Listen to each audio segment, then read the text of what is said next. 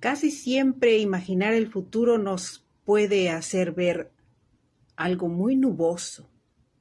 Podemos crear una prospección, sin embargo, podríamos estar equivocados, ¿sí? Pero hay datos serios de algunas organizaciones que se dedican a crear esa línea del tiempo para más o menos imaginar cuál va a ser nuestra situación de aquí al año 2050, por ejemplo, ¿sí? Ahora, imagínense que nosotros le hablamos a nuestro adolescente en el futuro, no el adolescente o el niño interior del pasado, no. Ese ya pasó. Imagínate que puedes retornar como un adolescente al futuro. ¿Qué te encontrarías y qué dirías? Ay, no ha cambiado nada el planeta. Bueno, vamos a ver qué pasa.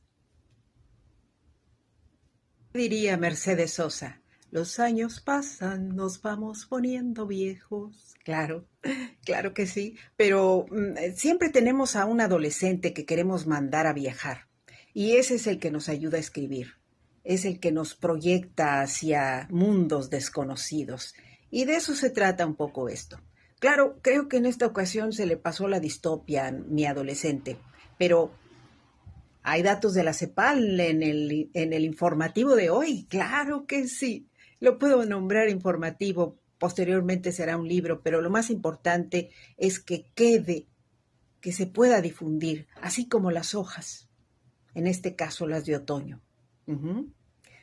Bueno, les invito a que escuchen el audio de este día o que lo lean en el blog en inglés y claro, el audio está en español.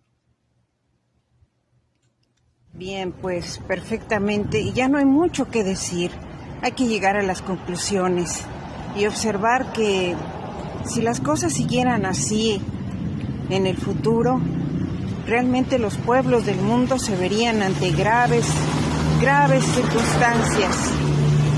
Una de ellas, y probablemente la principal, sería la migración forzada de muchas personas en lugares donde no hay servicios para ellos, no hay vivienda para ellos.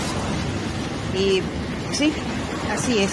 Estoy caminando y analizando todo esto desde el punto de vista de la unidad de la humanidad. Exacto.